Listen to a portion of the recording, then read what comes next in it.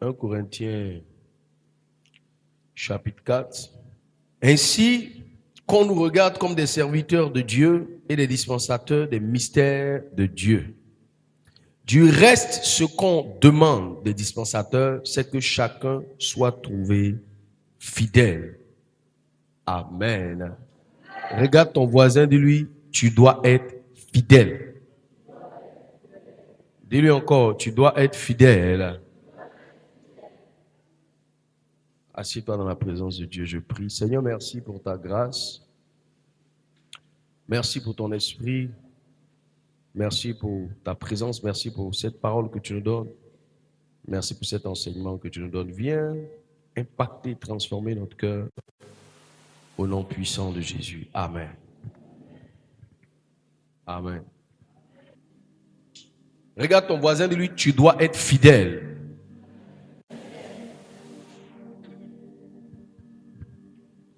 Il dit, il faut que les dispensateurs soient trouvés fidèles. Du reste, ce qu'on demande aux dispensateurs, dis avec moi les dispensateurs. Un dispensateur, c'est un chrétien qui est arrivé en âge et en phase de maturité. Quand un chrétien atteint un certain niveau de maturité, ou qu'il est resté dans la présence de Dieu à un certain moment donné, on suppose qu'il est dispensateur. Dans le principe de dispenser ou du dispensateur, il y a celui qui enseigne, celui qui instruit, celui qui est responsable, celui qui est leader, celui qui est établi dans l'église. Mais dans le principe de dispensateur, on a le fait du chrétien qui a atteint un certain niveau de maturité.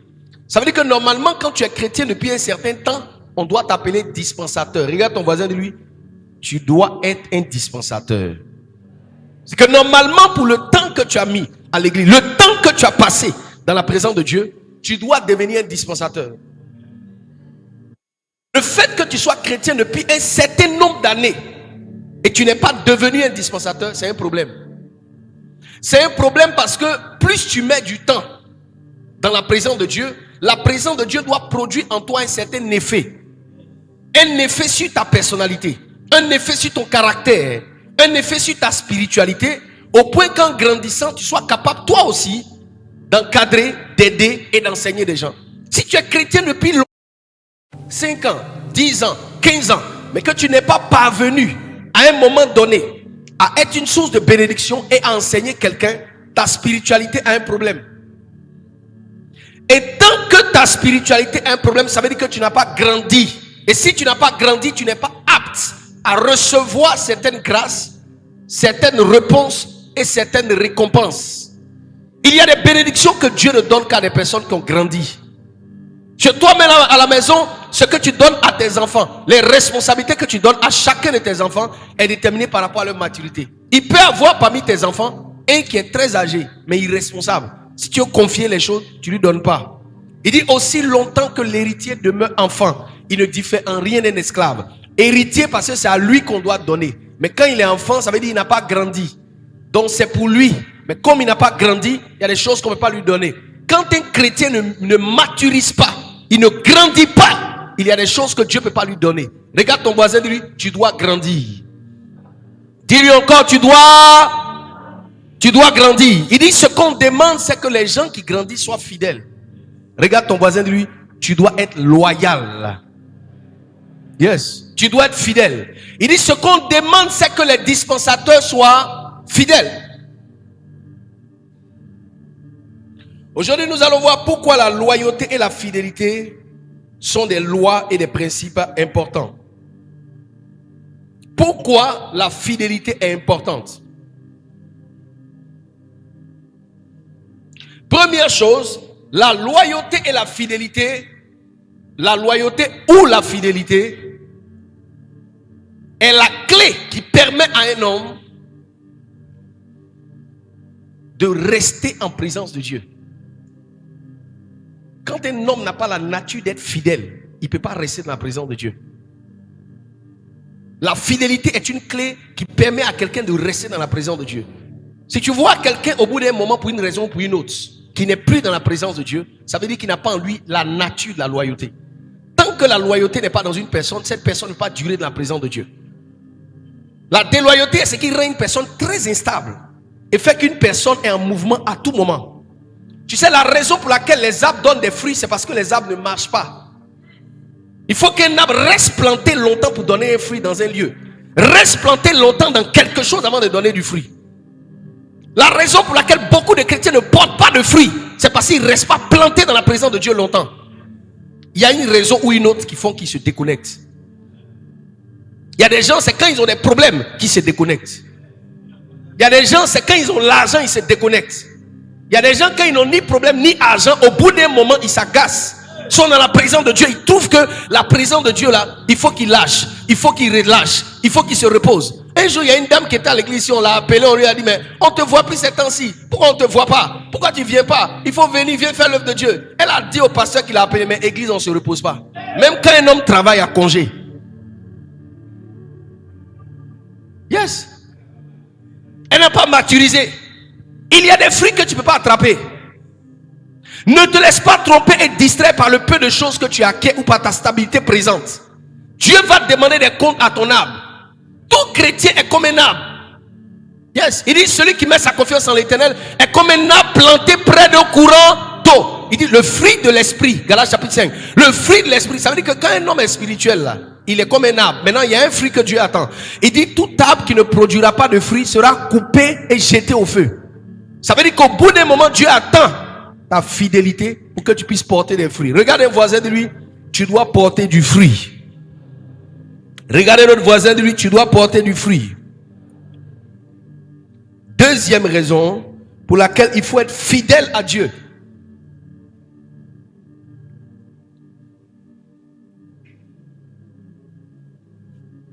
L'infidèle ne prospère pas pour longtemps. L'infidèle ne prospère pas pour longtemps. Il faut avoir passé un certain temps dans la présence de Dieu pour savoir que les prospérités ne sont pas indéterminées. Il faut avoir servi Dieu pendant un certain temps et observer la vie des chrétiens pour savoir que la prospérité n'est pas indéterminée. Yes. Ce que je suis en train de dire, tu ne comprendras pas jusqu'à ce que certaines choses t'arrivent pour que tu saches qu'il n'y a rien qui est dans ta vie qui est permanent si Dieu n'a pas autorisé. Yes. Yes. Tu peux être assis paisible dans ton mariage, mais les 5 prochaines années qui arrivent, tu seras seul, mais tu ne sais pas. Yes. Tu peux être assis tranquille en train de manger chez toi à la maison, comme si de rien n'était. Mais les 4 prochaines années, tu n'auras même pas comment payer ton loyer. Yes. C'est ta loyauté et ta fidélité à Dieu qui détermine comment Dieu agit pour toi.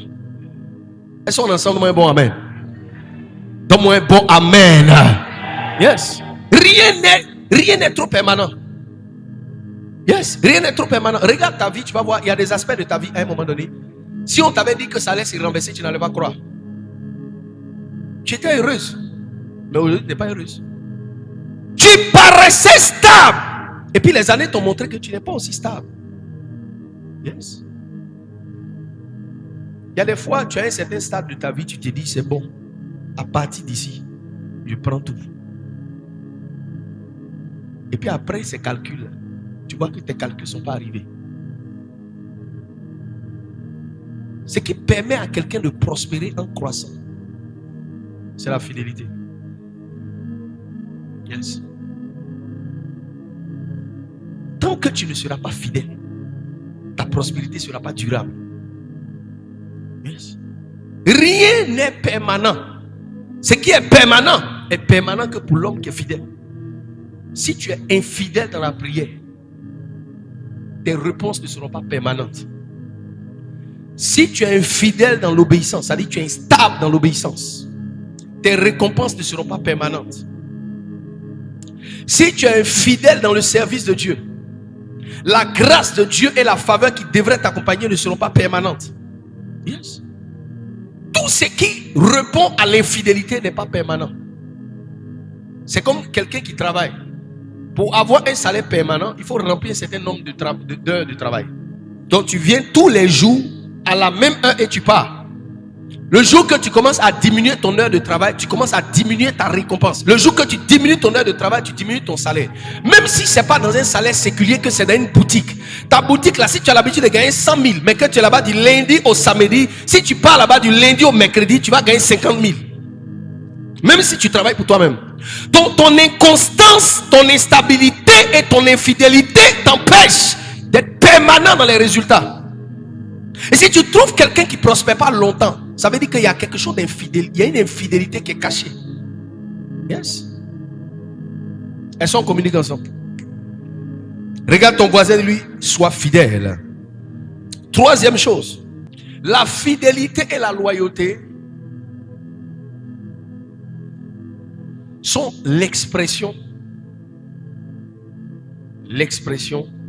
de la nouvelle naissance ou l'expression de la conversion. Jean chapitre 13 verset 35. À ceux-ci, tous connaîtront que vous êtes mes disciples. À ceux-ci, tous connaîtront que vous êtes mes disciples. Si vous avez l'amour les uns les autres dans le cœur. Amen.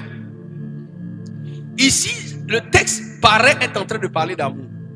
Mais le texte ne parle pas d'amour. Il parle de la fidélité dans l'amour. Parce que tu peux aimer quelqu'un, mais ne pas être fidèle en amour. Yes. Dans l'amour, il y a fidélité aussi. Tu sais, parfois, quelqu'un peut être infidèle tout en aimant. Donne-moi un amen bien. Yes. Tu aimes, mais tu es infidèle. Amour infidèle. Regarde ton voisin, il ne faut pas être un amour infidèle. Yes. C'est comme quelqu'un qui t'aime et ne te respecte pas. Quelqu'un peut t'aimer et ne te respecte pas.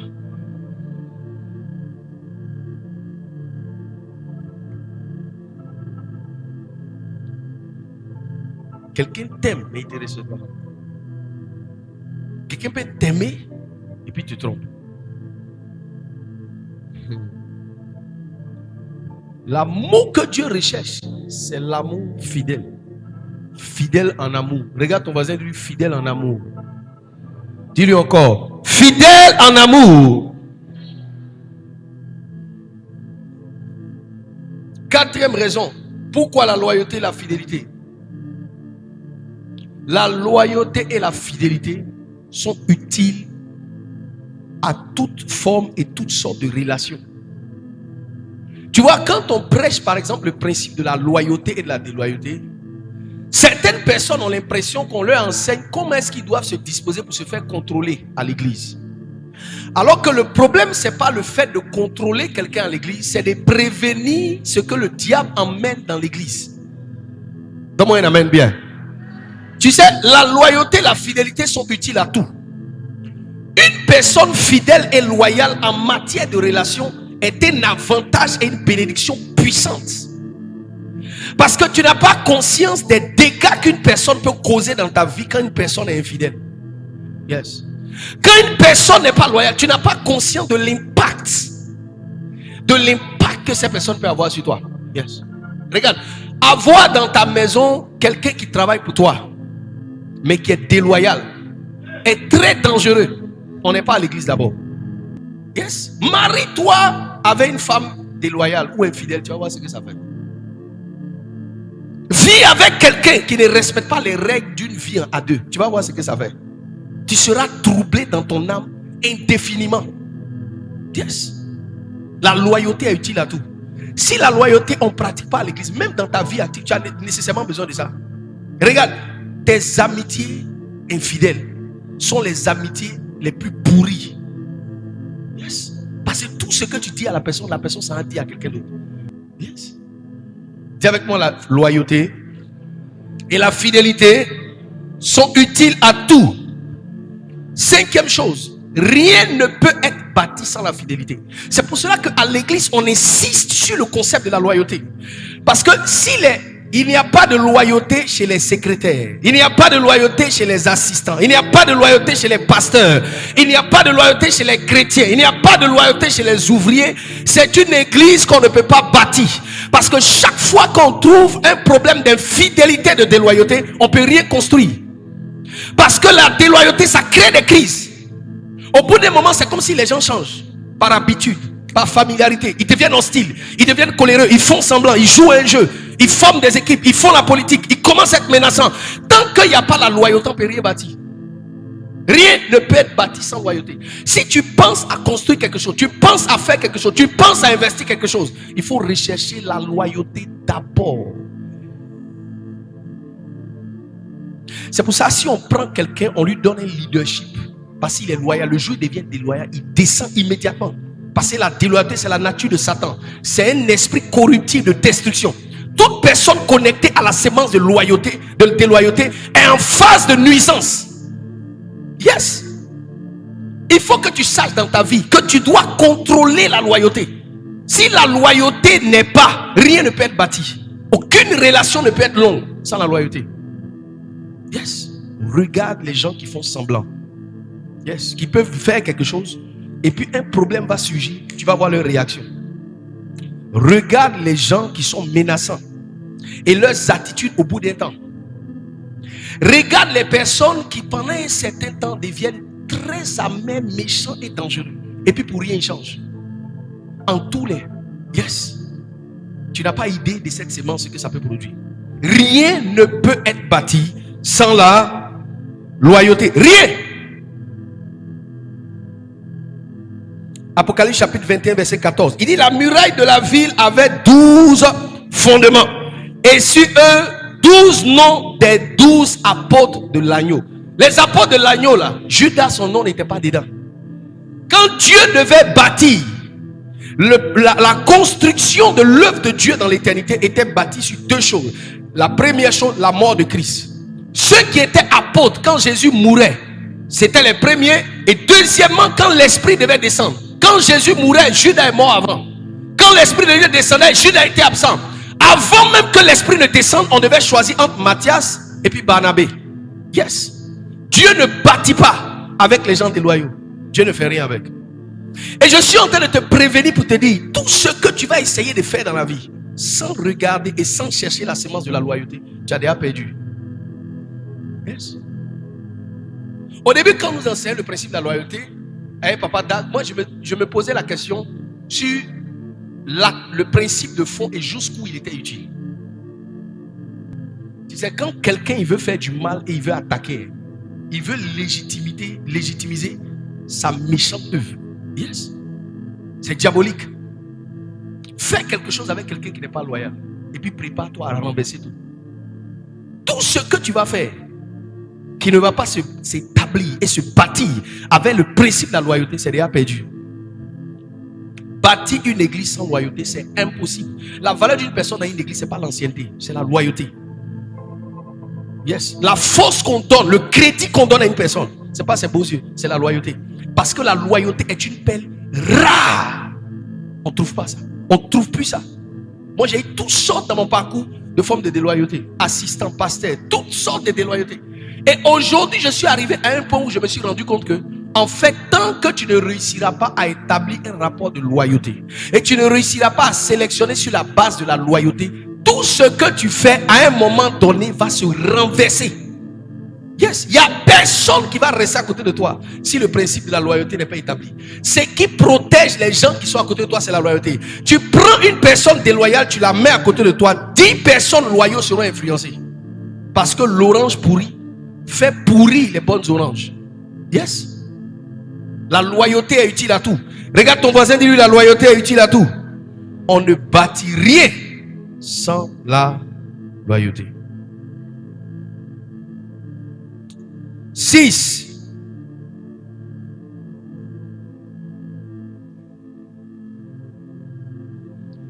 La loyauté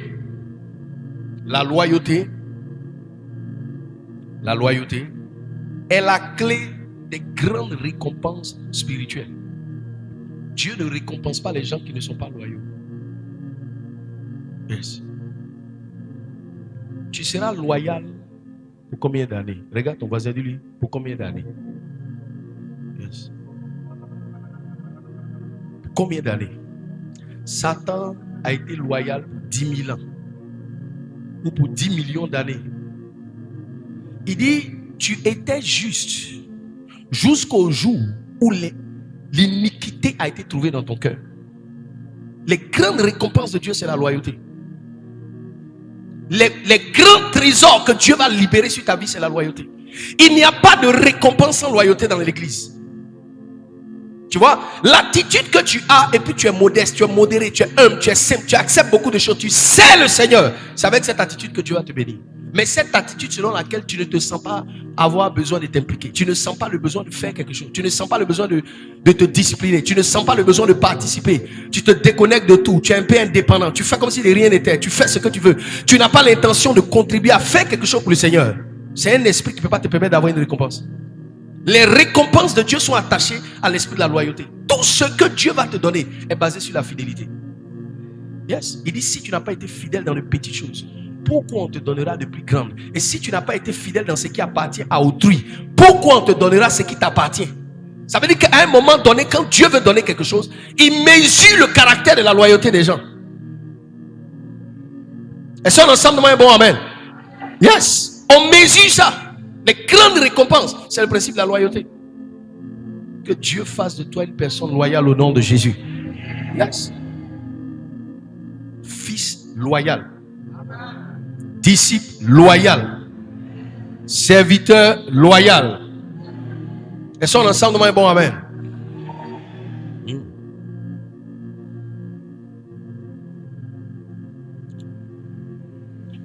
8e point.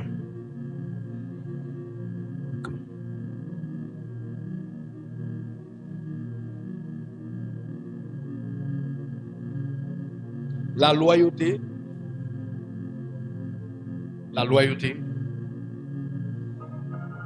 est nécessaire pour recevoir l'onction.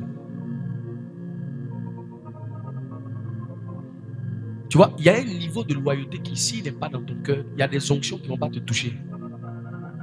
Quand tu viens à l'église là, c'est pour que certaines portes s'ouvrent dans ta vie. Et il y a des degrés et des niveaux de grâce qui descendent sur toi. Avant que Dieu arrose ta tête, il examine ton cœur. C'est la qualité de ton cœur qui détermine quel type d'onction arrose ta tête. Yes. Il y a certains d'entre vous qui êtes dans cette église ici. Normalement, vous devez devenir très riche et prospère. Parce que le prophète que je suis, il y a l'onction sur moi pour faire prospérer quelqu'un. Yes. Peut-être que toi, tu n'expérimentes pas. Mais il y a des gens qui expérimentent ça. Yes. Tu dois aller beaucoup plus loin que là où tu es. Tu vois, quand Dieu doit bénir un peuple, la chose idéale qu'il fait, après avoir donné Christ par le Saint-Esprit, c'est de te donner un prophète. Yes. Il dit, Dieu a donné à l'église. Dieu a fait quoi? Dieu a donné à l'église les uns comme apôtres. Yes. Quand Dieu donne, il ne fait pas seulement des dons en esprit, il fait des dons humains. Quand tu nais d'une personne là, c'est un don naturel. Le père et la mère là, c'est une dotation naturelle. C'est un don. Le fait que tu naisses de ton père et de ta mère, même si ton père c'est un brigand, c'est un vagabond, c'est un bandit, c'est un infidèle, c'est un malicieux et c'est un voleur. Je parle de ton père biologique. Et ta mère même c'est une prostituée. C'est un don de Dieu. Yes. Maintenant tu vas me poser la question, mais quel don Dieu peut-il me faire quand je nais d'une mère qui est prostituée? C'est quel type de don ça? C'est un don de vie. Si toi tu te crois juste, corrige ce que ta mère a fait comme erreur. Si tu te crois plus grand, fais plus que ce qu'il a fait. Si tu crois que ton père c'est un incapable, toi tu es capable, non? Fais ce qu'il n'a pas fait. Le père de David n'a pas été connu pour ses œuvres. Le père de David a été connu parce que David a relevé le nom de son père. Il y a ceux qu'on appelle les enfants d'eux, et puis il y a ceux qu'on appelle le papa d'eux. David a fait connaître son père parce que lui-même à un moment donné il a accompli un certain nombre de choses que son père n'a pas accompli.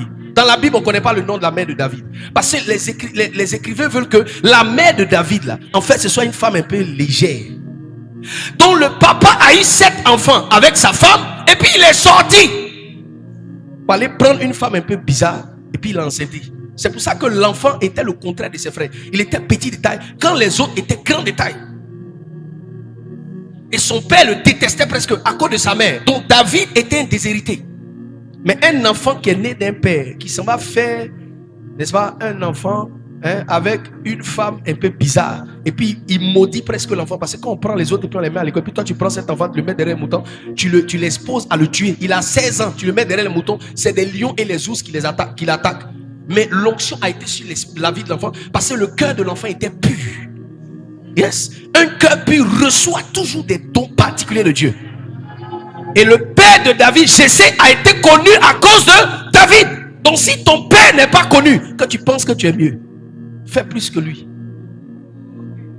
Est-ce qu'on ensemble nous est bon, amen? Parce que de toute façon, si Dieu t'appelle, il t'appelle à faire plus que ce que tes parents ont fait.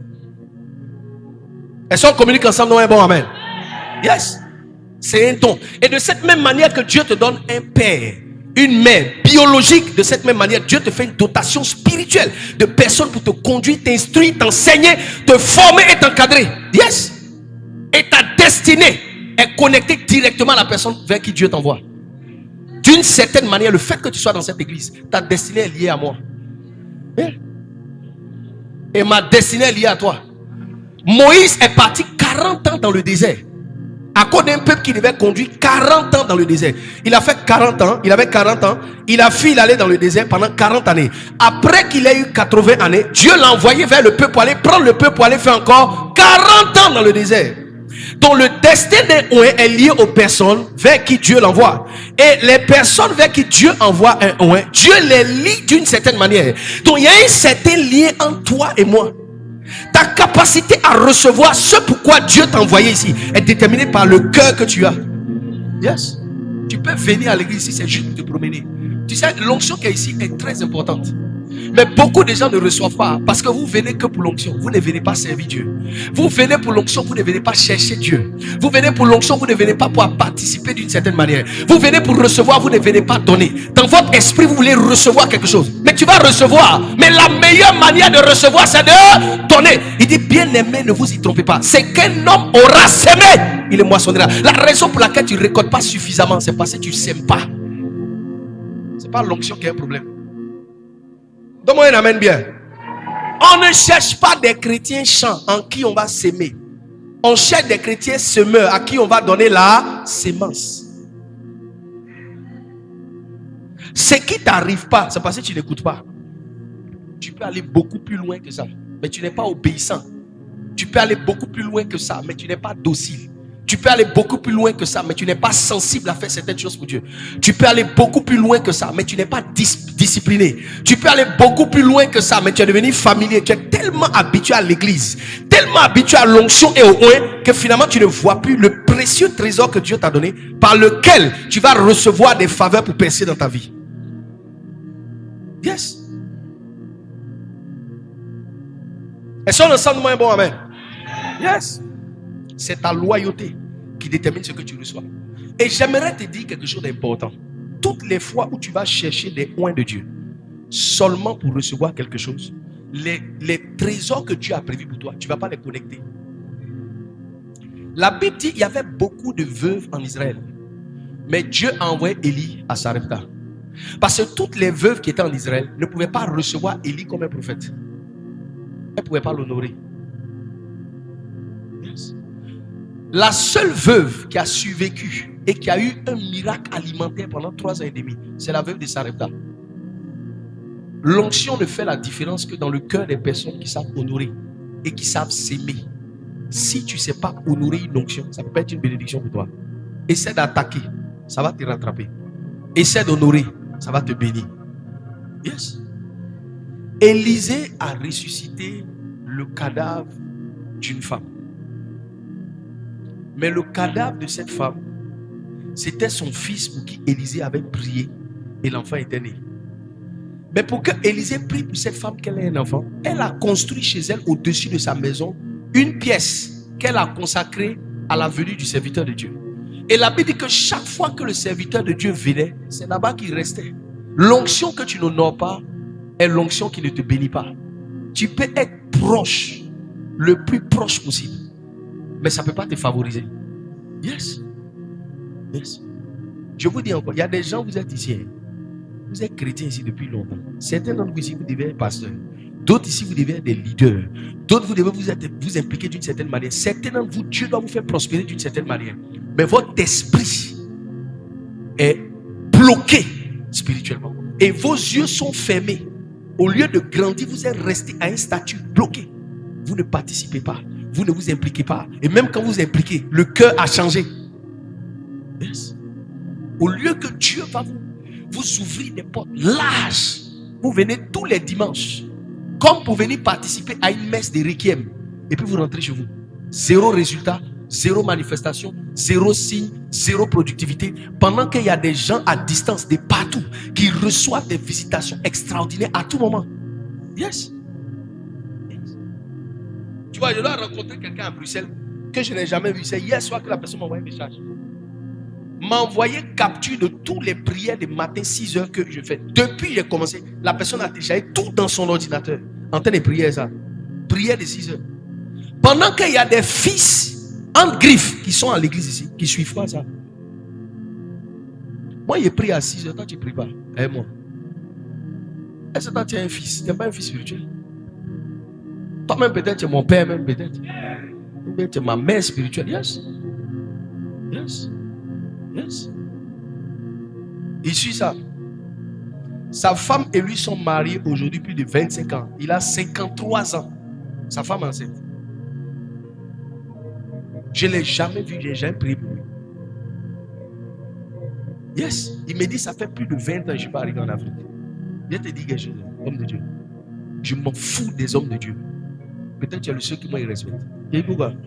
Tu me connais ni d'Adam ni d'Ève. Je m'en fous des hommes de Dieu. Je m'en fous. Les hommes de Dieu ne peuvent rien faire pour moi. Il dit, mais donc quand tu me dis ça, tu veux dire quoi à moi-même? C'est un message que tu me donnes à moi, mais c'est quoi? Il dit, non, ce n'est pas un message que je te donne à toi. C'est pour te dire que je ne crois pas en tout ça. Le fait que je puisse croire en toi, je ne sais pas qu'est-ce qui m'a parlé. Je dis, mais comment tu as commencé à suivre? Il dit, c'est sur TikTok qu'il t'a vu. J'ai écouté tous tes petits enseignements de toi que tu mets sur TikTok. J'ai dit, montre-moi ton compte. Je suis allé regarder, il a abonné. J'ai regardé tous les trucs, il a liké, il m'a montré tout.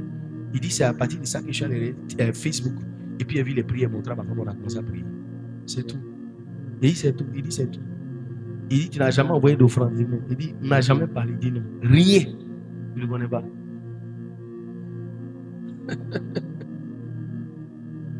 Quelqu'un qui est à distance, qui apprécie l'onction, ça lui donne enfant. Toi, tu es connecté. Papa. Gardez papa pour toi si tu ne peux pas honorer. Yes. Regarde, la plus grande récompense d'un homme, c'est de voir ses fils être prospères et bénis. Sinon, en fait, Dieu m'appelle, c'est pourquoi? Pour venir m'arrêter ici, je prêche et puis tu me donnes offrande dîme. Hein? Ça ne suffit même pas encore d'abord. Donc, je suis venu faire quoi ici? Je suis ici pour te conduire à aimer Dieu, à servir Dieu et à prospérer dans ta destinée. Mais parce que l'esprit de la loyauté n'a pas encore atteint un certain niveau ici, il y a des faveurs qui ne descendent pas. Yes. Esprit de rébellion, esprit de tête dure est maudit dans cette église.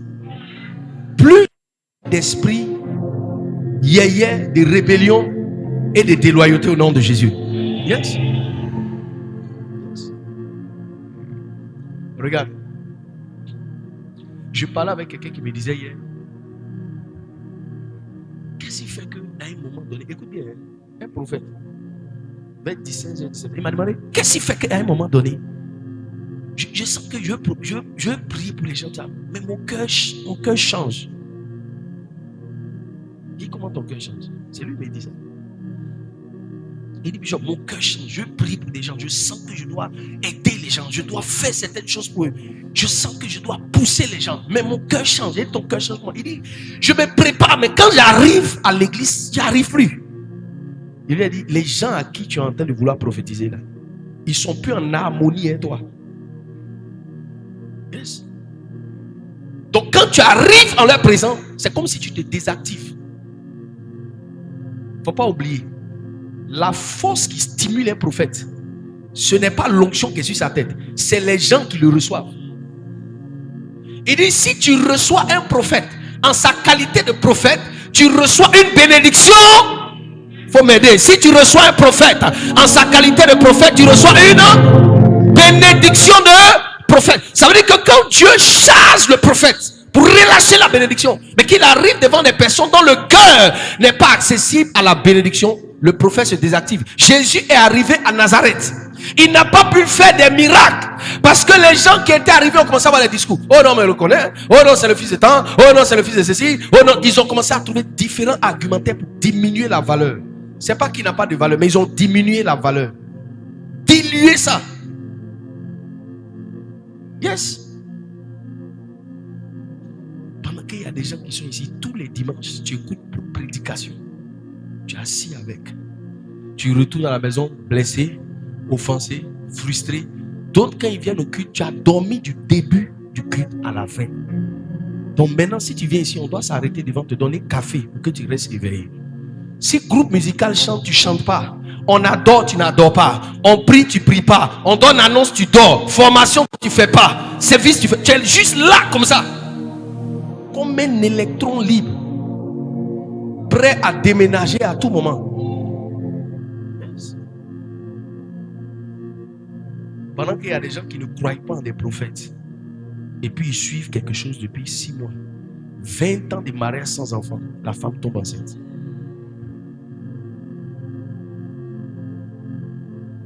À la rigueur, d'autres ne veulent pas venir à l'église. Il faut que l'onction et l'esprit du Seigneur changent ton cœur ce matin au nom de Jésus. Lève ta main droite, dis Amen bien. Je dis, il faut que le Seigneur change ton cœur ce matin au nom de Jésus. Il faut que ton cœur change de disposition ce matin au nom de Jésus. Yes. Le groupe musical se prépare, il chante, tu ne chantes pas. Ton cœur n'est plus accessible au dépôt de grâce. Yes. Tu n'es plus accessible. Ton cœur s'est fermé parce que ta loyauté a périclité. Yes. Ta force d'engagement, la force qu'on prend, on met dans Dieu, on met dans l'église, on suit un prophète, c'est quitté sur toi. Tu penses que tu es devenu mature. Oh, tu es devenu enfant spirituellement. Tu es devenu bébé. Ton fruit a été débranché. Ce qui fait qu'un homme prospère, c'est sa capacité à suivre et à honorer l'onction. Mais nous, on a reçu l'onction de quoi? En honorant des onctions. On a reçu comment? C'est en honorant des onctions. Papa Adetola, tous les pères qu'on a suivis, c'est comme ça on honore. Et puis on reçoit l'onction. Jésus nous a montré le modèle. Si tu es un chrétien, ton modèle par excellence, c'est Jésus. Jésus, avant de commencer son ministère, est parti s'abaisser en bas de quelqu'un qu'on appelle Jean-Baptiste. Jean-Baptiste a dit que Jésus est plus grand que lui. Mais Jésus a dit que Jean-Baptiste doit faire ce qui est convenable. Et ce qui est convenable, c'est que lui se fasse baptiser par Jean-Baptiste. C'est après être baptisé que l'Esprit est descendu sur lui. Tu vois que même le Fils de Dieu, avant de rentrer dans sa dimension divine, devait honorer un humain qui l'a précédé. Yes. Yes. Tu honores qui? Tu suis qui? Tu écoutes les enseignements de qui? Vous êtes sur Internet, vous écoutez plein d'enseignements. Pendant que vous avez des enseignements puissants ici, vous n'écoutez pas. Yes. Vous écoutez? Non. Vous n'écoutez pas? Les personnes qui suivent les enseignements qu'on donne sur les réseaux, ce sont des gens qui ne sont pas en général à Abidjan et qui ne sont pas ici. Yes. 0 enseignement tu écoutes. 0 prière tu écoutes. 0 culte que tu suis normalement. En fait, je ne sais pas si tu comprends. Tu n'es pas effectif pour recevoir quelque chose. Tu n'es pas effectif. Tout le monde a des combats. Tout le monde perd des batailles. Mais la preuve que l'esprit est sur toi, c'est que malgré des pertes et des combats perdus, tu continues d'avancer. Avancer, ce n'est pas ton âge qui augmente. C'est des fruits qui se développent. Yes. J'ai perdu des combats, j'ai perdu des gens. Mais je fais que me développer. Yes. Yes. 9e point. Ok. 8e point. La loyauté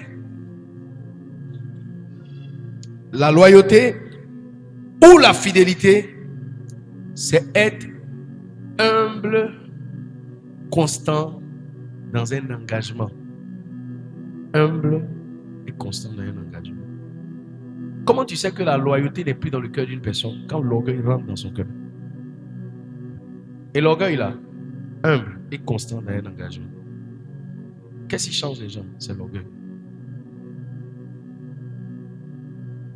Si tu vois ta femme, ta propre femme changer, elle est devenue orgueilleuse. Ton propre mari, si tu le vois changer, il est devenu orgueilleux. Si tu vois quelqu'un à côté de toi qui change, c'est l'orgueil qui est rentré. Yes. Dès que quelqu'un change, l'orgueil est rentré dans son cœur. Yes. Personne ne peut être humble et infidèle. Tu sais, si un homme est naturellement infidèle, qu'il aime une femme avec humilité, s'il est tenté dehors, il va venir expliquer à la femme. Mais si la femme est humble pour écouter et puis aider, ben souvent aussi la femme, tu as été humble pour lui expliquer, mais elle sera orgueilleuse pour te tourmenter toute ta vie. Vous partez au restaurant et dites, tu entends les fesses des filles là. Tu conduis. C'est ça seulement. C'est les fesses ça. Tu aimes ça? Il est humble pour te parler, mais toi tu n'es pas humble pour écouter. Yes. Tu sais, deux personnes humbles peuvent ne pas être correspondants, mais ils vont réussir ensemble. La dernière fois, il y a un ami, un pasteur, qui voulait me montrer, comme il parle souvent des relations, des trucs, d'amour, en France. Il m'a envoyé le lien d'un truc, il a demandé à truc de télécharger ça pour moi, puis il m'a envoyé. Élémentaire. Il m'a dit, il faut regarder un truc. Ça parle de l'amour. Et puis, à fin de rêver, appelle-moi. Donc, j'ai regardé 1 heure, tout comme ça. Donc, la fille est feu. Et puis, lui, il est l'eau. Quand lui s'approche d'elle, en force, elle s'éteint. Quand elle s'approche de lui, il devient comme du gaz. Ils ont 2 milieux de vie différents. Mais après, ils ont réussi à se joindre. Il m'a demandé, qu'est-ce que toi tu traduis de ça? Il dit la seule explication. Parce que quand tu regardes, la fille, elle est en feu. Donc elle est répulsive, agressive et hostile.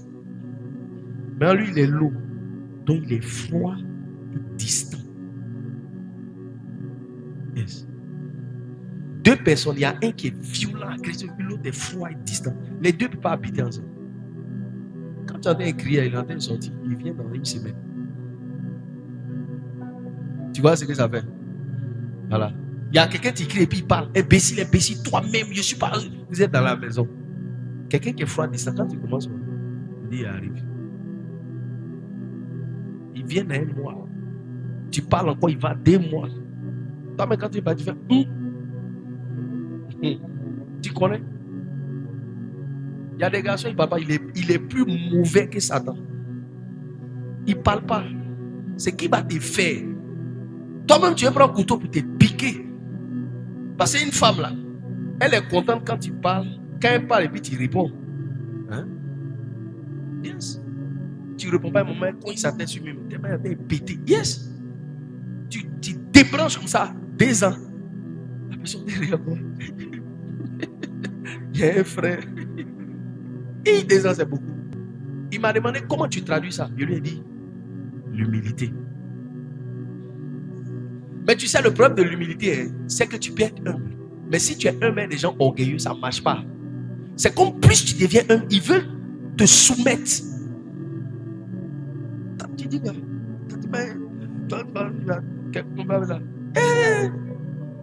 oui, plus tu es humble, tu deviens humble avec quelqu'un qui est orgueilleux, il prend plus de force. Yes. Dès que tu deviens sauvage, la personne change. Parce que les gens ne savent pas apprécier l'humilité. C'est pour ça que des fois, quand tu es dans un service, tu peux être humble. Mais il ne faut pas te laisser aller.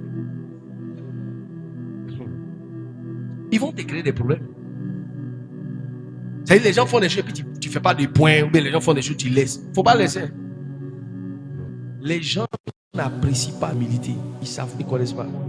Si tu es normal, tu es humain avec quelqu'un, ils ne comprennent pas. Yes. C'est pour cela que l'humilité ne doit pas être une vertu distribuée à tout le monde. On distribue l'humilité à ceux qui peuvent recevoir. Quand quelqu'un ne peut pas recevoir, tu fermes. Yes.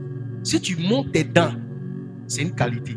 Mais si tu montes tes dents, quand on te dit tu es bête, ferme tes dents. Le fait qu'on te dit tu es bête, tu montes tes dents, c'est une manière de te dire que les dents que tu montes, la personne ne reçoit pas ça.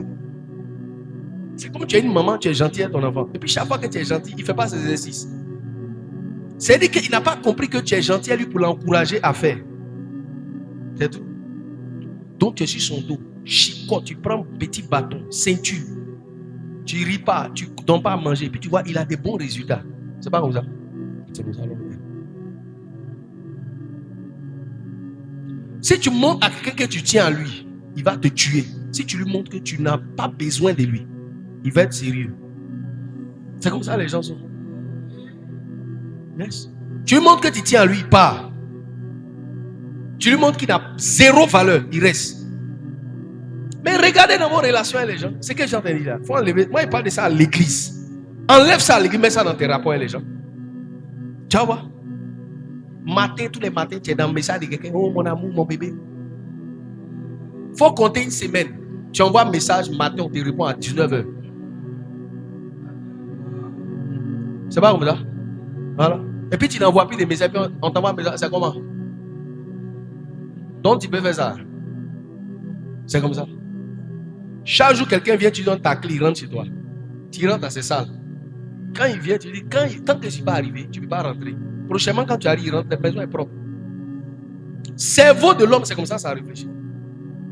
Donc les gens ne savent pas apprécier ce qu'on leur donne.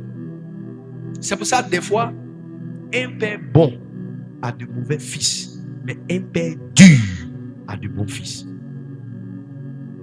Oui. Est-ce qu'on ensemble un bon amen? Regarde ton voisin, dis-lui la loyauté. Je veux que tu dises à au moins 2 voisins à côté de toi. Apprenons la loyauté à l'église. Lève tes mains avec moi.